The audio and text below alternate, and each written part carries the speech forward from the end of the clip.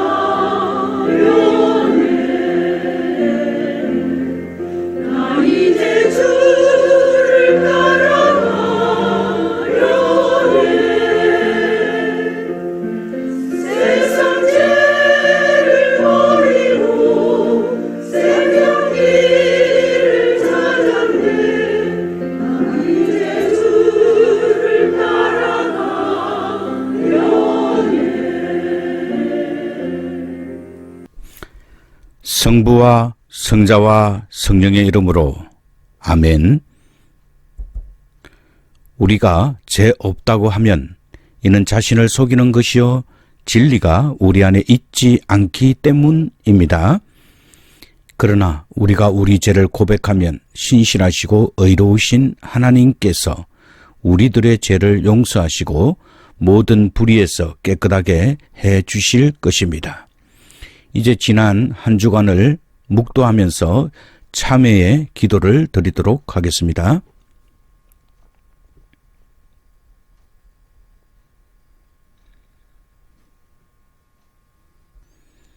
다 같이 하나님 아버지께 우리들의 죄를 고백하십시다. 지극히 자비로우신 하나님, 우리는 우리 자신이 죄의 본성을 가지고 깨끗하지 못함을 고백하나이다. 우리는 하나님을 거역하는 말과 생각과 행위로 죄를 지었으며 당신께서 하라고 하신 것을 하지 않고 하지 말라고 하신 것은 함으로써 당신 앞에 죄를 범하였나이다.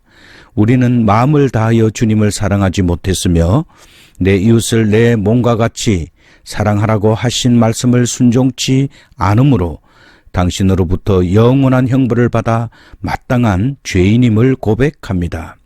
이제 비옵나니 당신의 아들 예수 그리스도의 보혈의 공로를 보시고 저희들에게 긍휼을 베풀어 주시옵소서. 저희들의 죄를 용서하시고 새롭게 하여 주시며 인도하여 주셔서 저희들이 당신의 뜻 안에서 기쁨으로 주의 길을 가게 하시고 하나님 아버지의 거룩하신 이름에 영광을 돌리게 하옵소서. 아멘. 전능하신 하나님 아버지께서 우리들을 불쌍히 여기시고 그의 외아들 예수 그리스도를 보내시어 십자가에 달려 죽게 하심으로 우리들의 죄를 사하여 주셨습니다.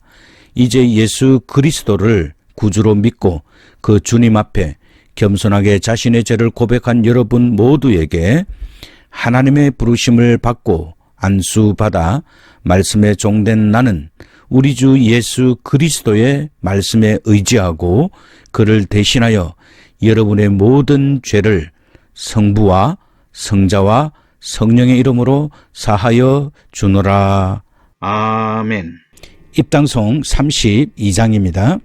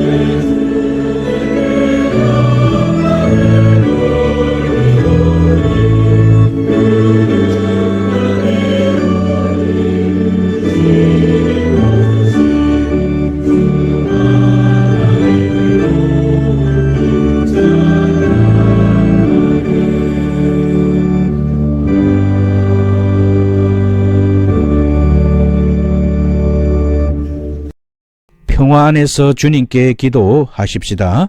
주여 우리에게 긍휼을 베풀어 주소서.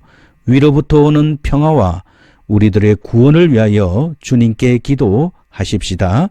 주여 우리에게 긍휼을 베풀어 주소서. 세계와 조국의 평화, 미국과 우리들의 이웃, 그리고 하나님의 교회의 안녕과 모두가 하나됨을 위하여 주님께 기도하십시다. 주여 우리에게 긍휼을 베풀어 주소서. 오늘 주현절 후 6번째 주일, 주님의 변형주일에 성삼위일체 하나님의 이름으로 모여 하나님께 예배하며 경배를 드리는 우리 교회의 성도들과 온 세계 하나님의 백성들을 위해 주님께 기도하십시다. 주여 우리에게 긍휼을 베풀어 주소서. 은혜로우신 주님, 우리를 도우시고 구원하시며 위로하시고 보호하시옵소서. 성시교독 10편 50편 1절에서 8절입니다. 전능하신 자 하나님 여호와께서 말씀하사 해 돋는 데부터 해 지는 때까지 세상을 부르셨도다. 온전히 아름다운 시온에서 하나님이 빛을 발하셨도다. 우리 하나님이 임하사 잠잠치 아니하시니 그 앞에는 불이 삼키고 그 사방에는 광풍이 불리로다. 하나님이 그 백성을 판단하시려고 윗 하늘과 아래 땅에 반포하여 이르시되 나의 성도를 내 앞에 모으리라. 곧 제사로 나와 언약한 자니라 하시도다.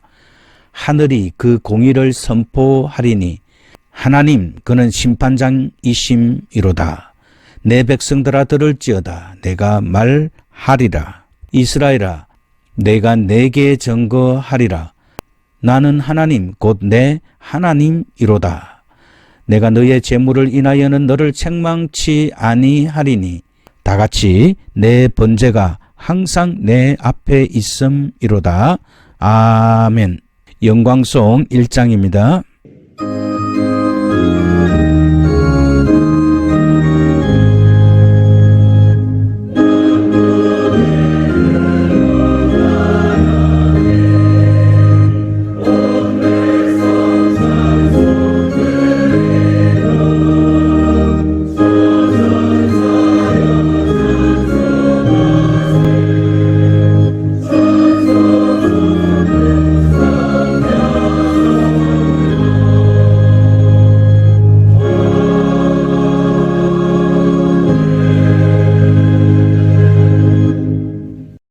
주께서 여러분과 함께 하시기를 목사님과도 함께 하소서. 다 함께 기도합시다.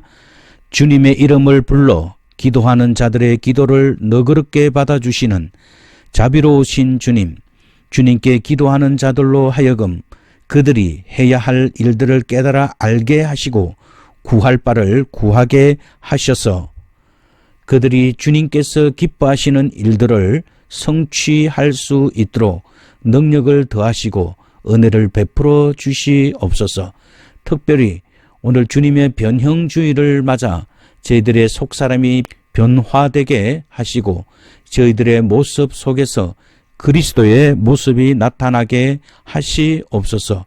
오늘도 주님의 부르심을 받아 주님 전에 나온 저희들이 몸과 마음 그리고 정성을 다해 살아계신 하나님께 예배하오니 삼위일체 하나님께서 영광을 받아 주시옵소서. 지금부터 영원토록 살아 계셔서 성부와 성령으로 더불어 한 하나님으로 우리를 다스리시는 당신의 독생자 우리 구주 예수 그리스도 이름으로 기원하옵나이다. 아멘. 제1독경은 구약 역사서 열왕기 하 2장 1절에서 11절 말씀입니다. 여호와께서 회리바람으로 엘리야를 하늘에 올리고자 하실 때에 엘리야가 엘리사로 더불어 길갈에서 나가더니 엘리야가 엘리사에게 이르되 청컨대 너는 여기 머물라. 여호와께서 나를 베델로 보내시느니라. 엘리사가 가로되 여호와의 사신과 당신의 혼의 삶을 가리켜 맹세하노니 내가 당신을 떠나지 아니하겠나이다. 이에 두 사람이 베들로 내려가니 베델에 있는 선지자들의 생도들이 엘리사에게로 나와 이르되 여호와께서 오늘날 당신의 선생을 당신의 머리 위로 취하실 줄을 아나이까. 가로되 나도 아노니 너희는 잠잠하라. 엘리야가 저에게 이르되 엘리사야, 청컨대 너는 여기 머물라. 여호와께서 나를 여리고로 보내시느니라. 엘리사가 가로되 여호와의 사신과 당신의 혼의 삶을 가리켜 맹세하노니 내가 당신을 떠나지 아니하겠나이다 하니라. 저희가 여리고에 이르매 여리고에 있는 선지자의 생도들이 엘리사에게 나와 이르되 여호와께서 오늘날 당신의 선생을 당신의 머리 위로 취하실 줄을 아나이까. 엘리사가 가로되 나도 아노니 너희는 잠잠하라. 엘리야가 또 엘리사에게 이르되 청컨대 너는 여기 머물라. 여호와께서 나를 요단으로 보내시느니라. 저가 가로되 여호와의 사신과 당신의 혼의 삶을 가리켜 맹세하노니 내가 당신을 떠나지 아니하겠나이다. 이에 두 사람이 행하니라. 선지자의 생도 50인이 가서 멀리 서서 바라보매 그 두 사람이 요단 가에 섰더니 엘리야가 겉옷을 취하여 말아 물을 치매 물이 이리저리 갈라지고 두 사람이 육지 위로 건너더라. 건너매 엘리야가 엘리사에게 이르되 나를 내게서 취하기 전에 내가 내게 어떻게 할 것을 구하라. 엘리사가 가로되 당신의 영감이 갑절이나 내게 있기를 구하나이다. 가로되 내가 어려운 일을 구하는도다. 그러나 나를 내게서 취하는 것을 내가 보면 그 일이 내게 이루려니와 그렇지 않으면 이루지 아니하리라 하고 두 사람이 행하며 말하더니 호련히 불수레와 불말들이 두 사람을 격하고 엘리야가 회리바람을 타고 성천하더라. 제2독경은 신약서신서 고린도후서 3장 12절에서 18절입니다. 우리가 이 같은 소망이 있으므로 담대히 말하노니 우리는 모세가 이스라엘 자손들로 장차 없어질 것에 결국을 주목치 못하게 하려고 수건을 그 얼굴에 쓴 것 같이 아니하노라. 그러나 저희 마음이 완고하여 오늘날까지라도 구약을 읽을 때에 그 수건이 오히려 벗어지지 아니하고 있으니 그 수건은 그리스도 안에서 없어질 것이라. 오늘까지 모세의 글을 읽을 때에 수건이 오히려 그 마음을 덮었도다. 그러나 언제든지 주께로 돌아가면 그 수건이 벗어지리라. 주는 영이시니 주의 영이 계신 곳에는 자유함이 있느니라. 우리가 다 수건을 벗은 얼굴로 거울을 보는 것 같이 주의 영광을 보매 저와 같은 형상으로 화하여 영광으로 영광에 이르니 곧 주의 영으로 말미암음이니라. 이것은 하나님의 말씀입니다. 하나님께 감사합니다. 오늘의 찬송 187장입니다.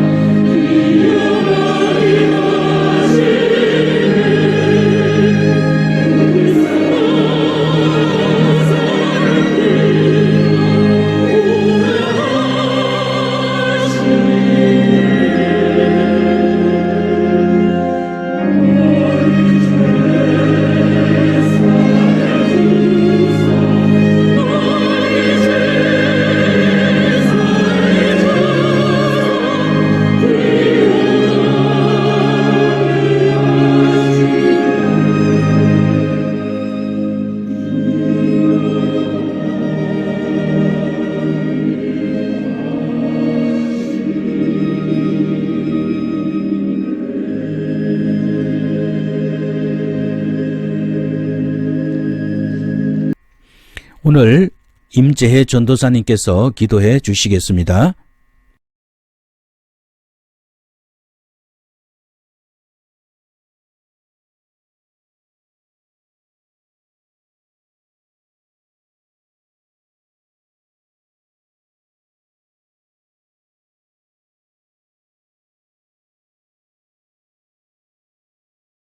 이제 우리 다 일어나셔서 오늘 하나님께서 우리에게 주시는 복음서의 말씀은 신약 복음서 마가복음 9장 1절에서 9절 말씀입니다.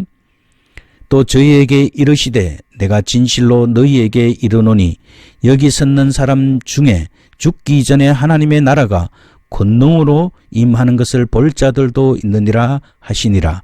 엿새 후에 예수께서 베드로와 야고보와 요한을 데리고 따로 높은 산에 올라가셨더니 저희 앞에서 변형되사 그 옷이 광채가 나며 세상에서 빨래하는 자가 그렇게 희게 할 수 없을 만큼 심히 희어졌더라.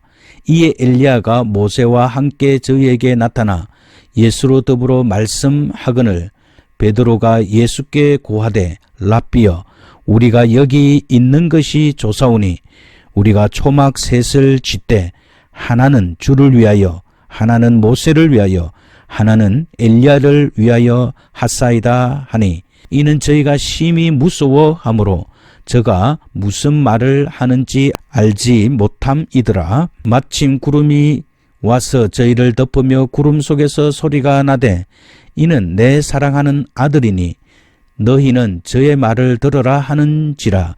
문득 둘러보니 아무도 보이지 않고 오직 예수와 자기들 뿐이었더라. 저희가 산에서 내려올 때에 예수께서 경계하시되 인자가 죽은 자 가운데서 살아날 때까지는 본 것을 아무에게도 이르지 말라 하시니 이것은 거룩한 주님의 말씀입니다. 주님께 감사합니다. 우리 다 같이 사도신조로 신앙 고백하도록 하겠습니다. 전능하사 천지를 만드신 하나님 아버지를 내가 믿사오며 그 외아들 우리 주 예수 그리스도를 믿사오니 이는 성령으로 잉태하사 동정녀 마리아에게 나시고 본디오 빌라도에게 고난을 받으사 십자가에 못 박혀 죽으시고 장사되어 엄부에 내려가셨다가 사흘 만에 죽은 자 가운데서 다시 살아나시며 하늘에 오르사 전능하신 하나님 우편에 앉아 계시다가 저리로서 산자와 죽은 자를 심판하러 오시리라. 성령을 믿사오며 거룩한 공예와 성도가 서로 교통하는 것과 죄를 사하여 주는 것과 몸이 다시 사는 것과 영원히 사는 것을 믿사옵나이다. 아멘. 찬양대 오늘의 찬양 184장입니다.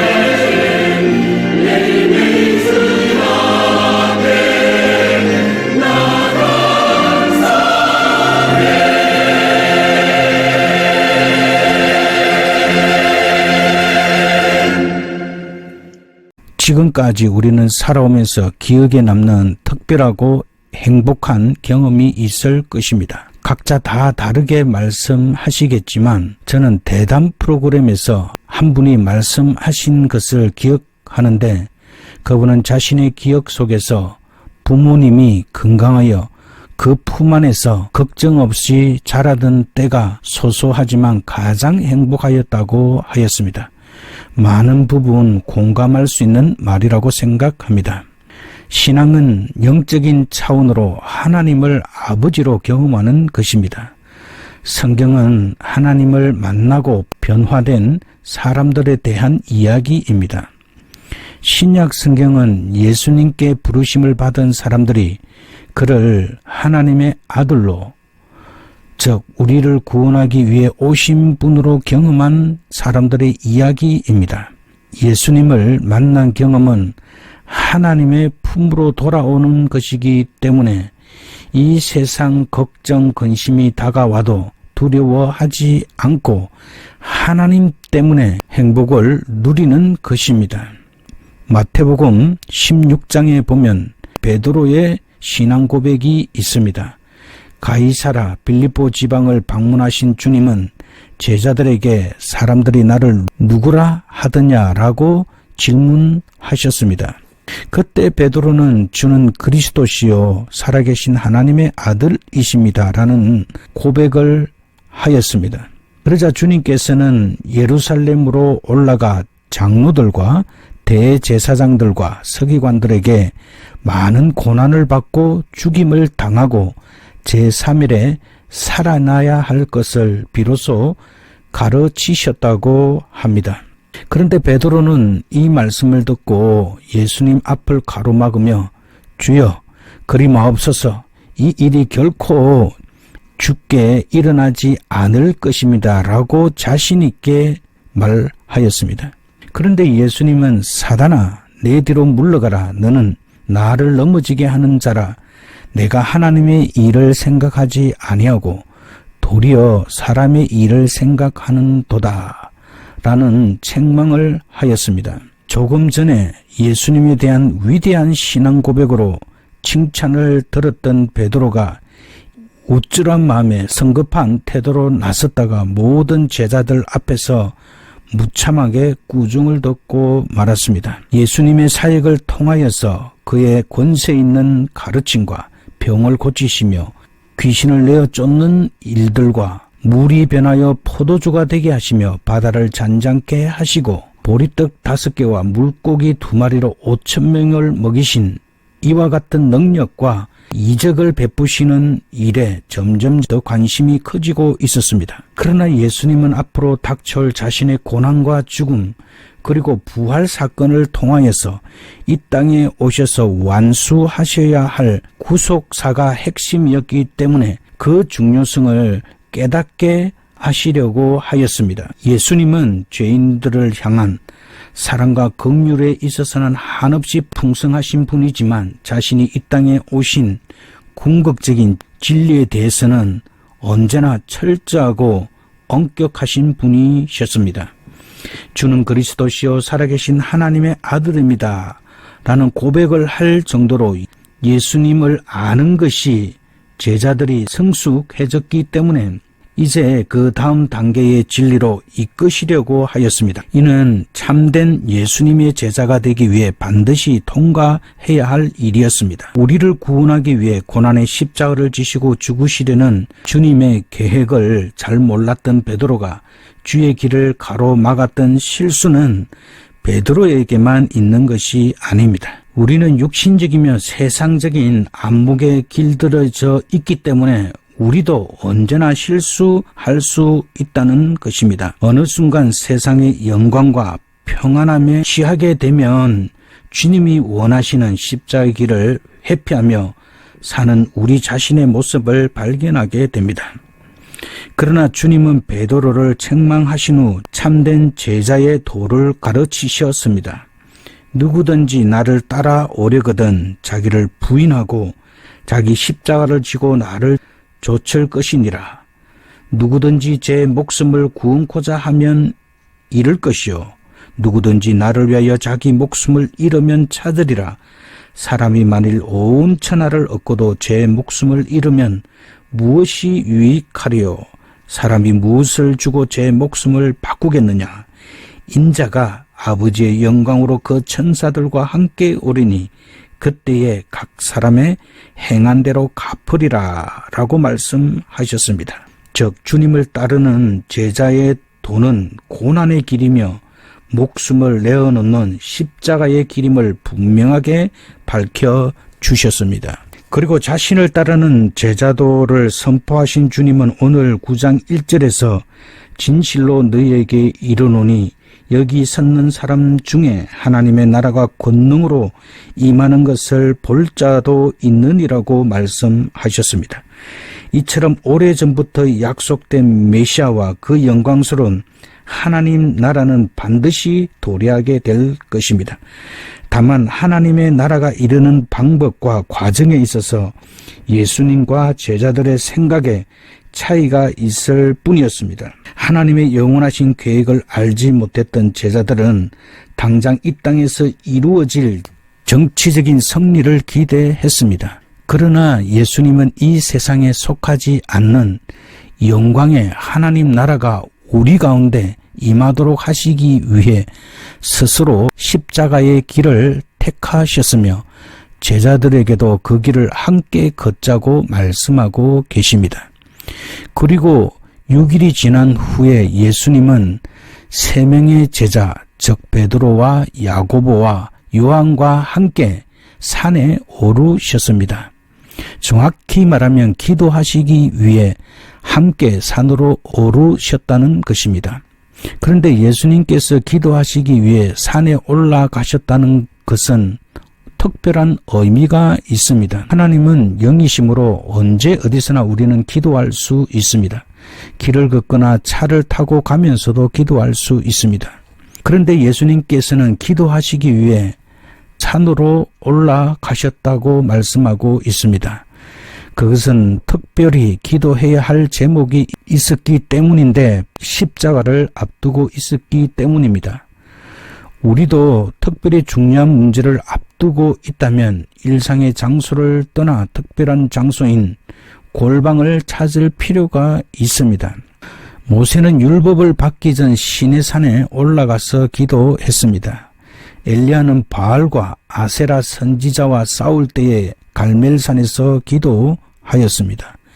예수님께서는 십자가를 지시기 전 겟세마네 동산에서 기도하셨습니다.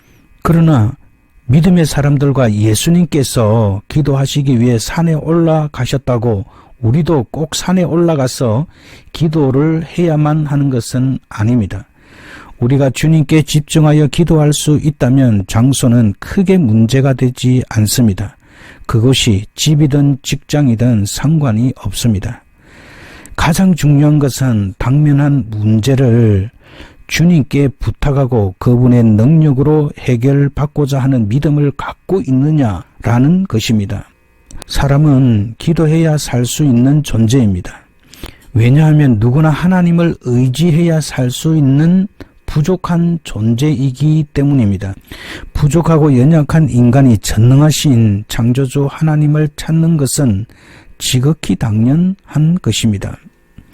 창세기 4장 26절에 보면 셋도 아들을 낳고 그의 이름을 에노스라 하였으며 그때의 사람들이 비로소 여호와의 이름을 불렀더라라고 말을 합니다.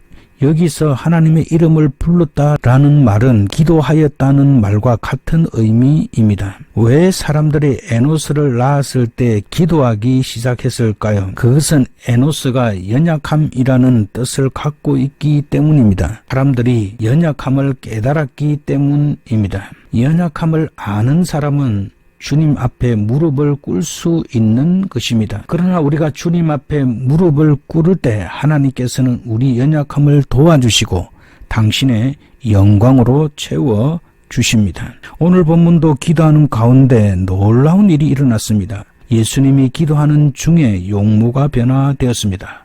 그리고 옷이 휘어졌고 예수님에게서 광채가 났습니다. 따라서 우리는 이 의미를 알기 위해서는 모세에게 임한 하나님의 영광의 광채를 알아야 합니다. 모세는 시내산에서 하나님의 말씀을 받았습니다. 그것의 요약이 십계명입니다. 십계명이 새겨진 돌판 2개를 든 모세가 시내산에서 내려왔습니다. 모세의 얼굴에서는 광채가 났습니다. 사람들이 모세의 얼굴을 쳐다보지 못하자 모세는 수건으로 얼굴을 가렸다고 말씀합니다. 당시 이스라엘 백성들이 모세에게 있었던 영광을 통해 하나님의 거룩함을 생각하면서 얼마나 두려워했을지 생각해 볼 수 있습니다. 모세는 단순히 이스라엘을 이끈 정치 지도자가 아닙니다. 그에게는 하나님의 영광이 머물러 있었습니다. 구약의 신앙의 인물 중에서 가장 하나님 앞에 가까이 간 인물이 바로 모세입니다. 신명기 34장에는 모세의 죽음을 말하면서 그는 여호와께서 대면하여 아시던 자이었다고 34장 10절에서 말씀하고 있습니다. 하나님께 가까이 간 사람에게만 나타날 수 있는 광채가 모세를 휩싸고 있었습니다. 이 광채는 절대 생명이신 하나님의 임재를 말하는 것입니다. 오늘 본문은 바로 제자들이 시내산의 모세에게 나타났던 그 광채가 변화산에 예수님에게 나타난 것으로 경험하였습니다. 제2독경인 고린도 후서 3장 12절과 18절에서 바울은 이 사실을 복음적인 시각으로 해석을 합니다. 모세가 수건을 가린 이유는 이스라엘 백성들의 마음이 완고하였기 때문이라고 설명합니다. 마음이 완고하여졌다는 말은 그 마음의 죄로 인해 하나님이 들어올 수 없는 마음의 상태를 말합니다. 수건으로 인해 이스라엘 백성들은 하나님을 경험할 수 없었습니다. 그러나 오늘 바울은 예수 그리스도를 통해 이 수건이 없어지고 하나님을 직접 경험할 수 있게 되었다고 말합니다. 고린도후서 3장 18절은 우리가 다 수건을 벗은 얼굴로 거울을 보는 것 같이 주의 영광을 보며 저와 같은 형상으로 변화하여 영광으로 영광에 이르니 곧 주의 영으로 말미암음이니라. 즉 이는 새 언약이 되신 우리 주님으로 말미암아 구원의 영광에 참여한 성도들은 장차 부활하신 그리스도의 몸과 같은 완전한 영광의 형체의 몸을 얻게 된다는 것입니다. 바울은 여기에서 우리가 장차 주님과 같은 모습으로 변화하여 영광에 이르게 된다고 말하고 있습니다. 하나님의 아들이신 예수님으로부터 오는 빛의 능력에 우리가 휩싸인다는 뜻입니다. 그것이 곧 영광스러운 상태로 옮겨가는 것이고 이것이 영생이고 구원입니다. 우리는 이런 구원을 기다리면서 살아가고 있습니다. 제자들은 변화산에서 예수님을 하나님의 아들로, 즉 생명이신 하나님으로 경험한 것입니다. 그뿐 아니라 그 자리에 이스라엘 역사에 특별히 중요했던 두 사람이 나타났습니다. 모세와 엘리야인데 모세는 이스라엘 백성들을 애굽의 종살이에서 구원하였고 하나님 나라의 백성의 삶의 근간이 되는 율법을 하나님으로부터 받았습니다. 구약에서 가장 중요한 창세기, 출애굽기, 레위기, 민수기, 신명기의 저자이기도 합니다. 그리고 엘리야는 오늘 우리가 읽은 제1독경에 나와 있습니다. 엘리야는 불의 사자로 갈멜산에서 가장 강력했던 신앙 부흥을 주도한 인물로서 죽지 않고 불수레를 타고 하늘로 올라갔습니다. 참으로 놀라운 하나님의 영광을 입은 자입니다. 그리고 그는 메시아가 오시기 전에 다시 오게 될 선지자로 알려져 있었습니다. 9장 4절에 보면 예수님께서 두 사람, 즉 모세와 엘리야와 더불어 이야기를 나누고 있었는데 이들이 나누었던 이야기는 누가복음에 보면 예수님께서 예루살렘에서 체포당하시고 죽을 거라는 이야기를 나누고 있었습니다. 함께 기도하러 산에 올라간 베드로와 다른 제자들은 졸다가 깨어나 이런 장면을 보게 되었습니다. 이들은 지금 꿈을 꾸는 건지 환상을 보는 건지 실제로 믿기 힘든 일이 눈앞에 벌어졌습니다. 그러자 베드로는 주여 우리가 여기 있는 것이 좋사오니 우리가 초막 셋을 짓되 하나는 주를 위하여 하나는 모세를 위하여 하나는 엘리야를 위하여 하사이다 하되 자기가 하는 말을 자기도 알지 못하더라고 말씀하고 있습니다. 베드로의 말이 끝나자 구름이 몰려와서 그들을 다 뒤덮었습니다. 제자들은 자신들의 신상에 어떤 일이 닥칠지 몰라서 크게 두려워했고 그때 구름 속에서 다음과 같은 소리가 들렸습니다. 이는 내 사랑하는 아들이니 너희는 저의 말을 들으라. 구름 속에서 울리는 소리가 있은 후 구름이 그치고 모세와 엘리야는 보이지 않고 예수님만 보였습니다. 정말 놀라운 일이 벌어진 것입니다. 이렇게 놀라운 경험이라면 다른 사람들에게 말하여 자랑하여야 할 텐데 예수님은 이들에게 인자가 죽은 자 가운데서 살아날 때까지는 본 것을 아무에게도 말하지 말라고 엄히 경계하셨습니다. 그런데 왜 예수님께서 제자들에게 이런 장면을 보여주셨냐 하는 것입니다. 그것은 한마디로 예수께서 죽은 자 가운데 살아날 것을 알려주시기 위해서입니다. 누가복음에서는 장차 예수님께서 예루살렘에서 별세하실 것을 말할세라고 말합니다. 누가복음에서는 죽는다는 표현을 별세할 것으로 말하고 있습니다. 그것은 예수님께서 죽은 자 가운데서 살아나실 것을 알려주시기 위해서입니다. 누가 모세와 엘리야가 영광 중에 나타나서 그들이 한 이야기가 바로 예수님께서 죽으신다는 것, 즉 별세하신다는 것입니다. 죽음을 말하는 별세의 의미를 예언과 관련하여서 성취라는 뜻을 갖고 있습니다. 따라서 그들이 말한 별세는 단순한 죽음이 아니라 인간 구원의 예언을 성취를 가져오는 죽음임을 우리는 알 수 있습니다. 그래서 별세가 헬라어에서는 엑스도스, 즉 탈출로 되어 있는 것입니다. 이스라엘 백성이 어떻게 애굽에서 벗어날 수 있었습니까? 바로 유월절 어린 양의 피를 문 임방과 좌우설주에 뿌림으로 장자의 죽음에서 벗어나고 애굽을 탈출했습니다. 이와 마찬가지로 예수 그리스도께서 십자가에 못 박혀 돌아가심으로 죄의 종으로 살고 있는 우리를 구원할 것이라는 것입니다. 구약 성경이 예언한 대로 자신이 인류를 죄에서 해방시키기 위해 십자가에 못 박혀 돌아가시고 부활할 것을 가르치기 위해 제자들을 데리고 기도하러 산에 올라가셔서 변형되신 사건을 보여주신 것입니다. 신약 성경에 나오는 모든 기적과 이적들은 예수님께서 우리 죄를 대신하여 십자가에 못 박혀 돌아가시고 부활하신 그리스도이심을 증거하기 위한 것입니다.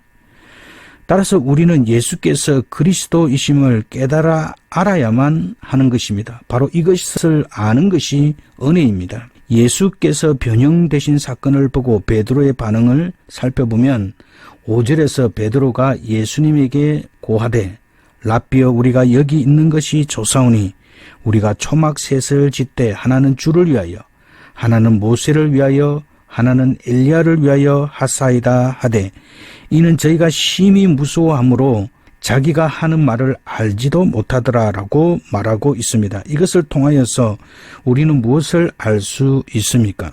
그들은 아직도 예수님을 구약을 대표하는 모세와 엘리야와 같은 위대한 선지자 정도로 알고 있었다는 것입니다. 한마디로 예수님께서 하나님이시며 인류의 죄를 해결해 주시기 위해 곧 십자가에 못 박혀 돌아가시기 위해 이 땅에 오신 구원자이심을 전혀 모르고 있었다는 것입니다. 우리는 우리들에게 질문해 보아야 합니다. 예수님을 어떤 분으로 믿고 따르고 있습니까? 예수님께서 우리 죄를 대신하여 십자가에 못 박혀 돌아가시고 부활하신 구원자이실 뿐 아니라 우리의 주인으로 믿고 있습니까? 그렇게 믿는 자들은 하나님의 백성으로 살아갈 수 있는 것입니다. 이것을 깨닫는 것보다 더 큰 은혜는 없습니다. 따라서 우리는 항상 주의 은혜로 구원받은 것을 감사하고 아직도 복음을 믿지 않는 사람들을 찾아가서 복음을 전하고 그들도 구원의 반열에 들어오게 해야 하는 것입니다. 그리고 예수님께서 변형된 사건은 어떤 종교를 맺고 있습니까? 구름 속에서 예수께서 하나님의 아들이니 그의 말을 들으라는 소리가 나자마자 오직 예수님만 보였다고 말씀하고 있습니다. 왜 마가는 예수님께서 변형되신 이 사건을 이렇게 끝을 맺고 있을까요? 바로 변형 사건의 주인공은 모세도 엘리야도 아니라 바로 오직 예수 그리스도이십니다. 따라서 우리의 신앙은 오직 예수 그리스도만 따라가며 예수 그리스도만 보여야 한다는 것을 말씀해주고 있습니다. 그리고 예수님께서 변형되신 이 사건은 두 가지 측면에서 매우 중요합니다. 첫 번째는 시간적인 측면에서 예수님께서는 공생의 시작 당시 세례를 받으시면서 하늘로부터 메시아이심을 인정하는 선포가 있었습니다. 이는 내 사랑하는 아들이요 내 기뻐하는 자라라는 말씀이었습니다. 이제 공생애의 마지막 최후 순환에 이르기 전에 다시 한 번 더 하늘의 인정을 받고 있다는 것입니다. 예수님은 이 사건 직전 인간 베드로의 신앙 고백을 들으셨습니다. 따라서 이제 다시 한번 하늘의 인정인 선포를 듣는 것은 예수 그리스도의 구원 사역의 진정성과 권위를 최종적으로 확정하는 것이었습니다. 그렇기 때문에 이것이 중요합니다. 그리고 두 번째로는 이 당시 제자들은 절대 의지의 대상이었던 예수님께서 고난을 받으신 후에 죽으실 것을 말씀하셨기 때문에 그들의 사기가 매우 떨어져 있었습니다. 이런 상황에서 예수님께서는 영원한 천국의 영광을 미리 보여주심으로 십자가의 고난과 죽음의 과정이 결코 모든 것이 끝나는 것이 아님을 보여주시기 위함이었습니다. 예수님은 그날 이후 4차례에 걸쳐 고난과 죽음에 대해서 말씀하셨습니다. 그리하여 주님이 체포되시고 죽음에 맞닥뜨렸을 때 제자들로 하여금 두려워하지 않고 부활의 승리에 대한 믿음을 갖게 하시려고 마음의 준비를 시켜셨습니다. 그럼에도 불구하고 제자들은 예수님이 체포되셨을 때 주님을 홀로 버려두고 모두 흩어졌으며 주님이 십자가에서 죽임을 당하자 온통 실망과 공포에 사로잡히게 되었습니다. 제자들이 생각했던 예수님은 고난이나 죽음과는 전혀 상관이 없고 이제 예루살렘으로 입성하여 사람들 앞에서 영광 받으실 메시아로 기대했기 때문입니다. 그리고 예수님께서는 새 제자들에게 입단속을 시키신 것을 볼 수 있습니다. 다시 말하면 십자가에서 죽으시고 다시 살아나실 때까지 변형산에서 본 것을 아무에게도 말하지 말라고 엄히 경계하셨습니다. 제자들이 주님이 부활하신 모습을 실제로 본 후에도 처음에는 믿을 수 없다는 반응을 보였던 것을 보면 하나님의 아들로서 인간이 겪어야만 했던 죽음과 부활은 그들이 이해하지 못했기 때문이라고 생각할 수 있습니다. 그만큼 하나님의 아들 예수 그리스도의 고난과 죽음은 놀라운 사건입니다. 성령이 알게 해 주시지 않으면 알 수 없는 것입니다. 베드로는 예수님의 부활 사건을 목격하고 하나님의 아들로서 성천하신 후 베드로는 오순절 다락방에서 기도하며 성령의 충만함을 입고 설교하여 예수 그리스도의 부활을 선포함으로 복음의 시대를 열었고 또 그의 설교에 3,000명이나 회개하는 역사를 일으킨 위대한 인물이 되었습니다.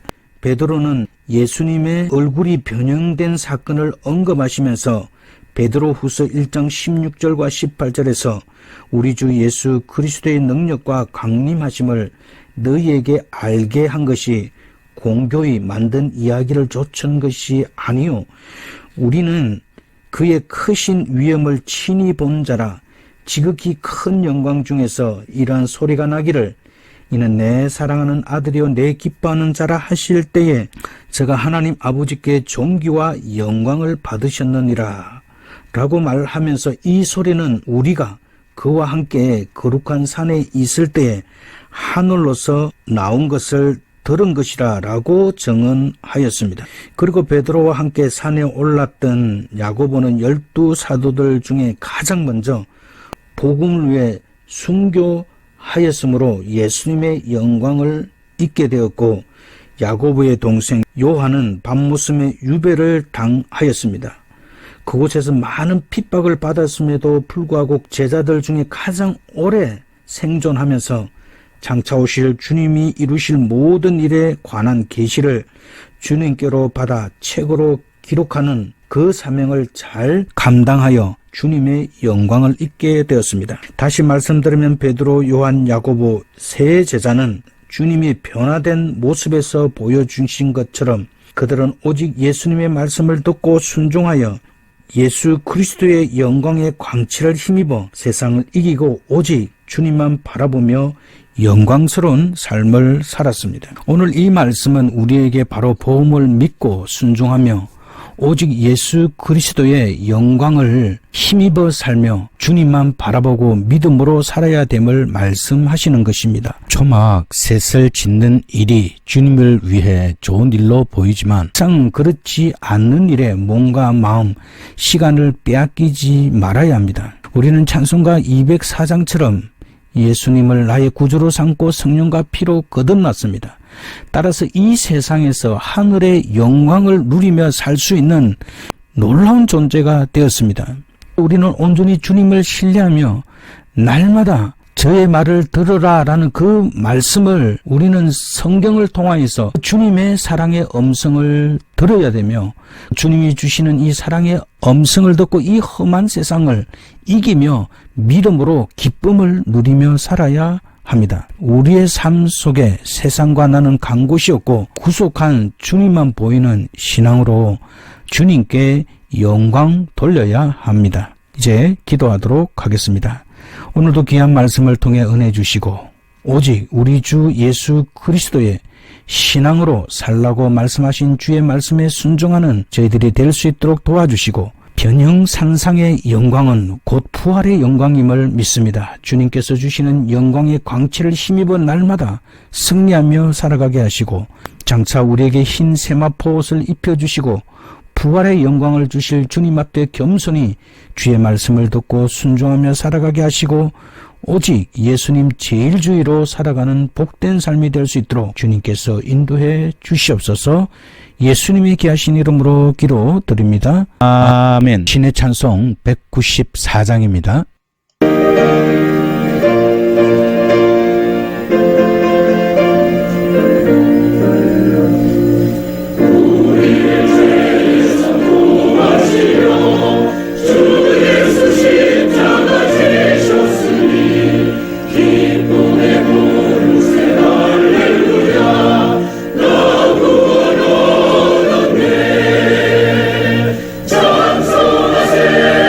찬송하세 주님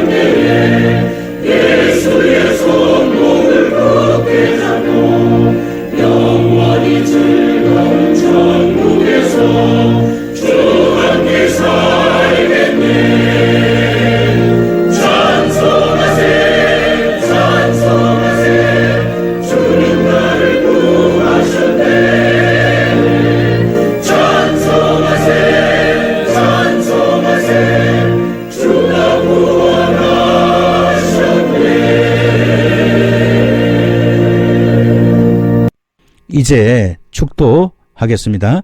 여호와는 내게 복을 주시고 너를 지키시기를 원하며 여호와는 그 얼굴로 내게 비치사 은혜 베푸시기를 원하며 여호와는 그 얼굴을 내게로 향하여 드사 평강 주시기를 원하노라. 아멘. 찬송하세